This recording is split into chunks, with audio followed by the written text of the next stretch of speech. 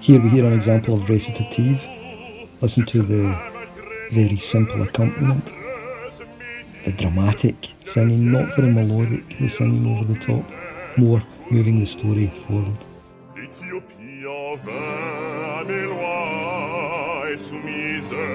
Quelle espérance m'est permise, si le ciel contre nous veut toujours être armé, que me sert toute ma puissance contre ce monstre affreux, mon peuple est sans défense, qui le voit est soudain en rocher transformé. Et si Junon, que votre orgueil offense, n'arrête sa vengeance, je serai bientôt roi. Nel Marte freddo, più corre il fiume, più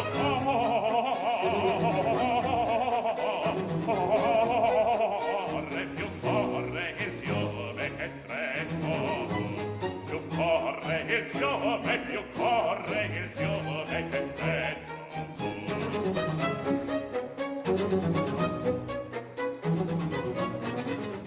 So this is an example of an aria. Make sure you know the difference between that and a recitative, which we heard earlier.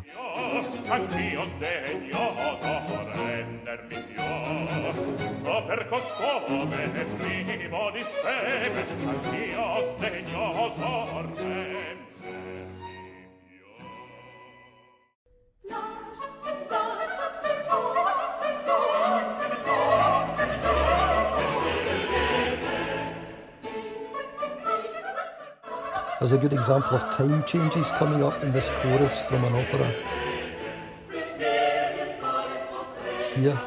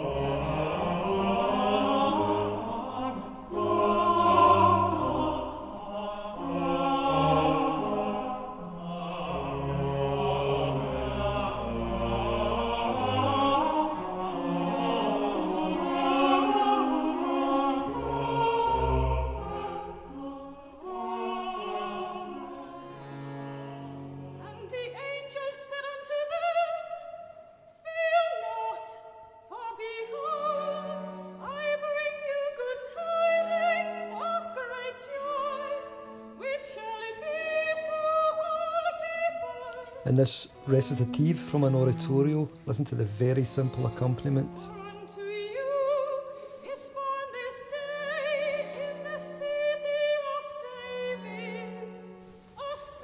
Really just long chords.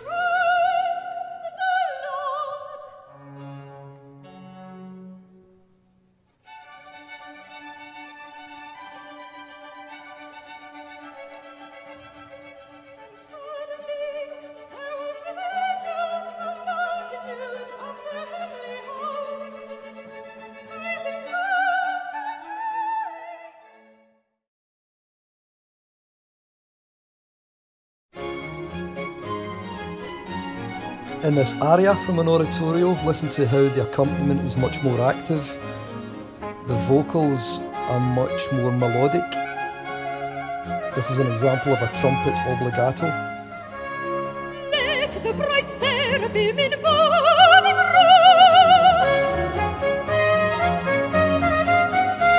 The loud uplifted angel trumpets blow. Let the bright seraphim in burning row, in burning row, the loud uplifted angel trumpets blow. The loud uplifted angel trumpets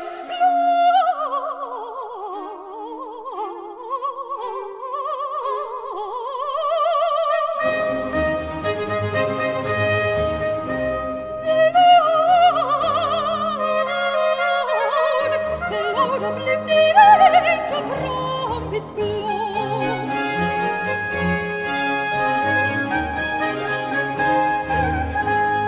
Let the bright seraphim in burning row, in burning row, the loud uplifted angel trumpets blow. The loud uplifted angel trumpets blow.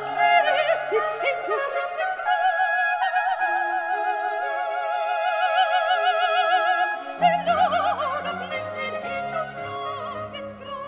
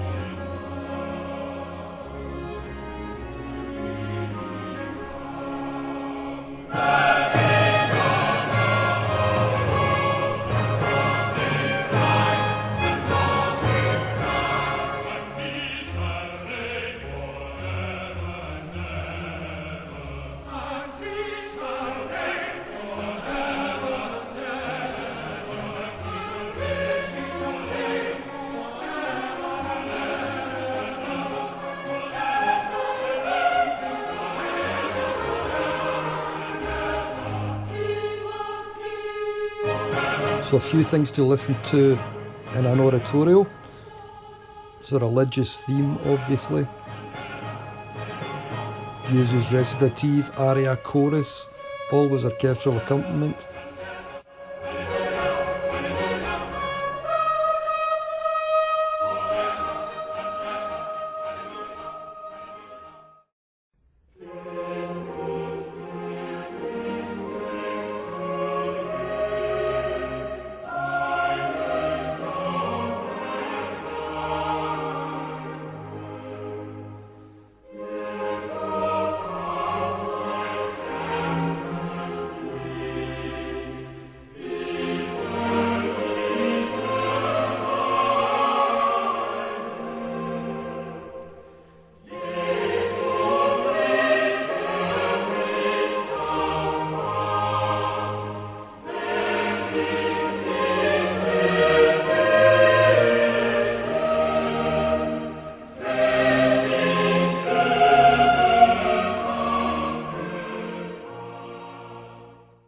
So a chorale is a hymn tune, sung in German, mostly homophonic, as you can see from the music, all the voices moving at the same time.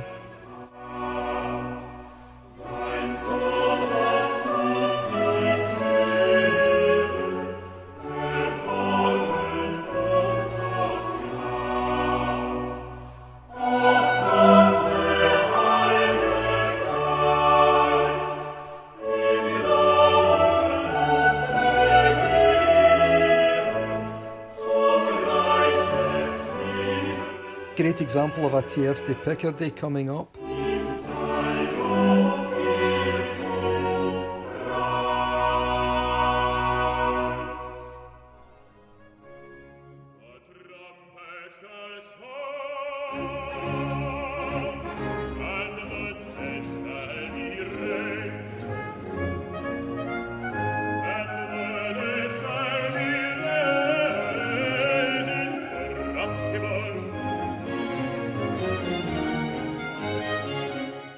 Da capo aria is one of these things that's going to be very difficult to spot, as the excerpt would have to be really long. But it's just a song in ABA form, ternary, and sometimes on the repeat of the A section, a lot of ornaments are used in the vocals.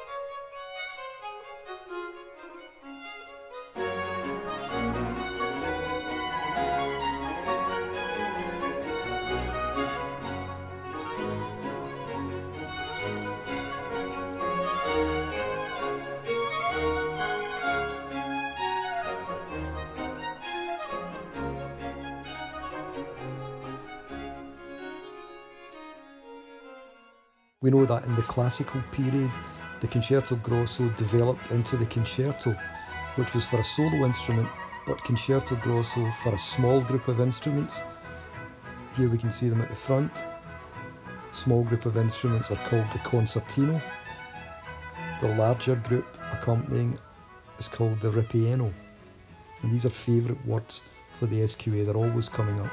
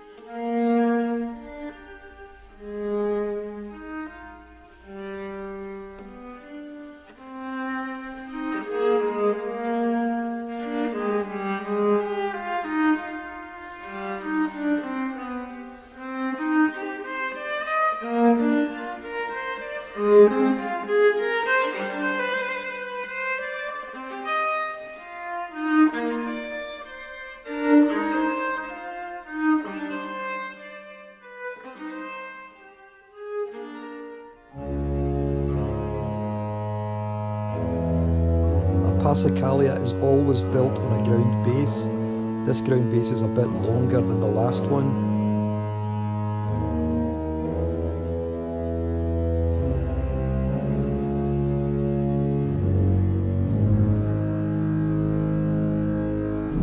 That's it finished now, and it will start to repeat.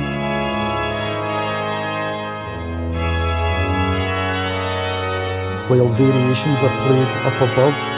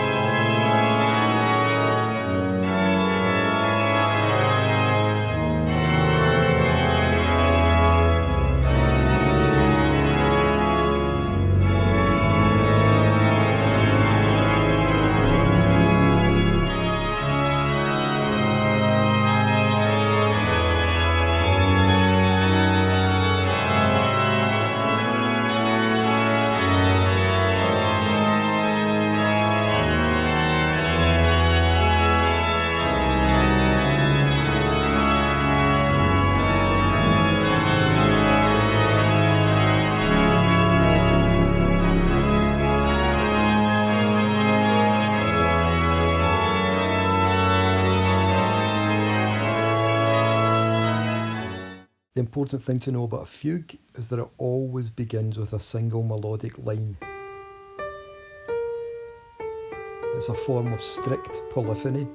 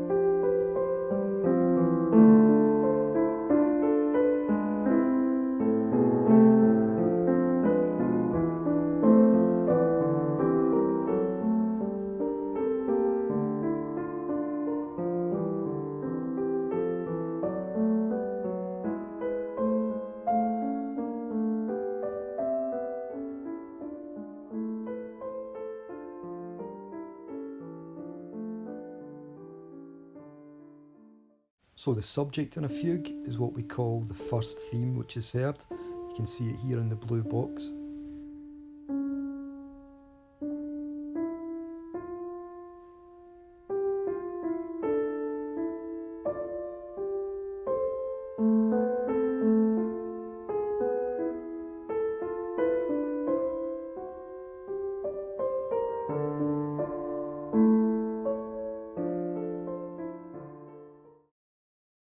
In bar 5 of this music, we can see what's known as the answer, and this is the same theme as the subject, but played higher or lower, usually a fifth or a fourth higher or lower.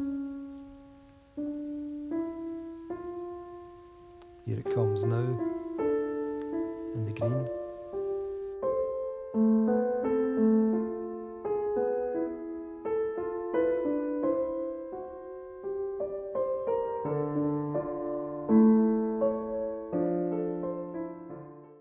We can see that the subject lasts for 4 bars, and after the subject is played, that same line continues to play, and what it continues to play is known as the counter subject.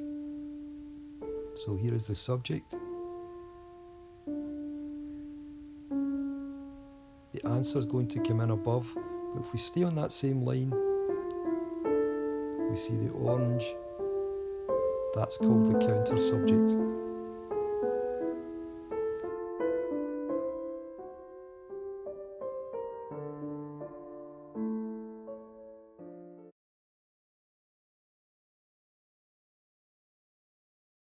In a fugue, if the voices come in playing the main theme very quickly, one after another, it's called stretto, like this. There's one, there it comes, and there it comes again.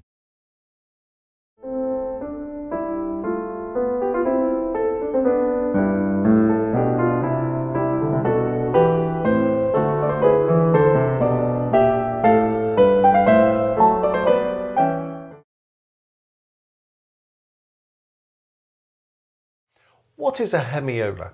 It's something that happens when we have a piece of music in triple time. So if we've got 3 beats and a bar, hemiola is something you might decide to use. And what's going on with hemiola is that we're temporarily imposing a sort of 2-beat structure on a 3-beat framework. So what do I mean by that? Well, normally 3/4, 3 crotchet beats and a bar, I'd be happily chugging along, going 1, 2, 3, 1, 2, 3, 1, 2, 3, 1, 2, 3. 3 beats in every bar. The hemiola trick is this.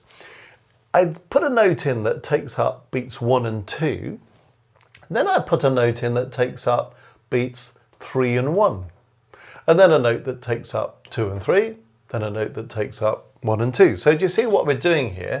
We're kind of imposing 2 beats, 2 beats, 2 beats, 2 beats, 2 beats, 2 beats, 2 beats. Sorry, that pen's a bit naff, isn't it? Never mind. And onto another 2 beats there.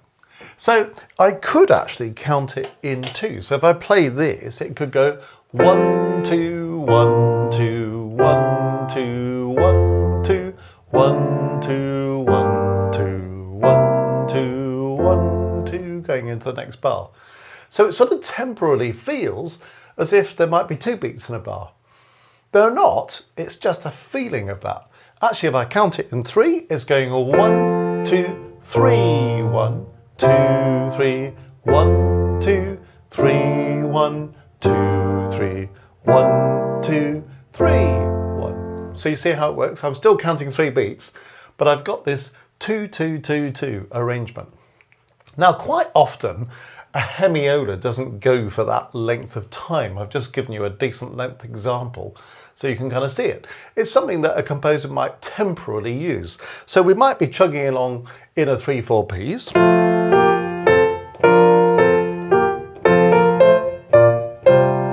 Then we might go 1, 2, 3, 1, 2, 3, and then go back to where we were before.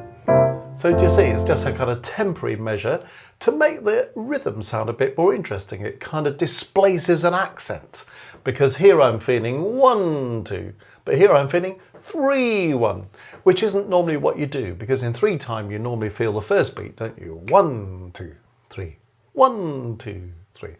But with hemiola, you slightly displace the accentuation. 1, 2, 3, 1, 2, 3, 1, 2. And so on.